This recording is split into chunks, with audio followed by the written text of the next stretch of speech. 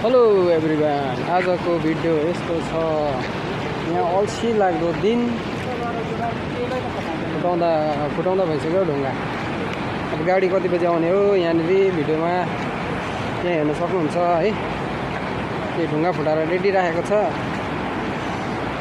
अब यो ढुङ्गा हाल्नुपर्ने छ एक गाडी जस्तो।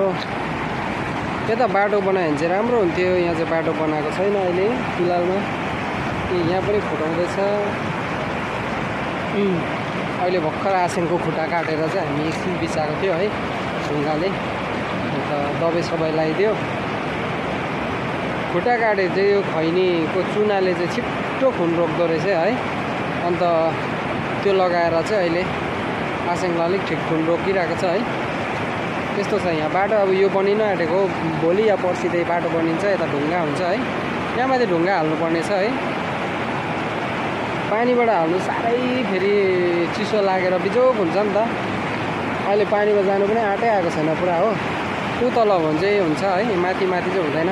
यहाँ चाहिँ दिउँसो हाँस कम्ती खेल्दैन। आज चाहिँ छैन रहेछ कि 10-11 बजीतिर हेर्नुपर्छ। यहाँ हाँस पुरा खेल्छ भने भोलि यहाँ पर्सि यहाँ माछा मार्न आउनुपर्ने छ। माछा पर्छ जस्तो लाग्दैछ कि अहिले कति भयो हामीले माछा नखेलेको है। यहाँ माछा पर्नु सक्छ, चान्सेस छ। यहाँ मुनि चाहिँ निकै ढुङ्गा देखिरहनु भएको छ है। यहाँ हामी हाल्नुको लागि अब कहिले बाटो बनाउँछ, हामीले बनाएर त हुँदैन। यहाँ गाडीहरू फस्यो भने खेल्ने जग्गाहरू छैन है। डाइरेक्ट गाडी चाहिँ परै लगेर घुमाउने बनाउनुपर्छ, अनि मात्रै यहाँनिर हामीले ढुङ्गा हाल्नु सक्छ।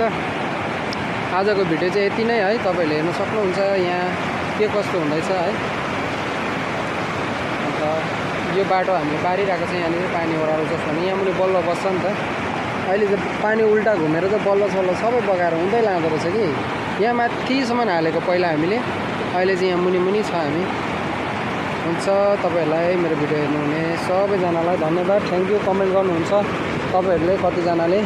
म पनि तपाईँहरूको भिडियोमा कमेन्टहरू गरिरहेको छु है, लाइकहरू गरिरहेको छु। तपाईँहरू सबैजनाले, हामी सबैजनाले आफूले जसले भिडियो हाल्नुहुँदैछ सबैलाई सपोर्ट गरौँ है।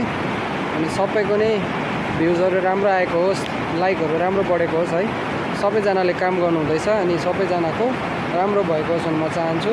हुन्छ, धन्यवाद, थ्याङ्क यू तपाईँहरूले हेर्नुहुने सबैजनालाई। आजको भिडियो यतिमै राख्दै तपाईँहरूबाट धन्यवाद भन्दै म बिदा हुन चाहन्छु।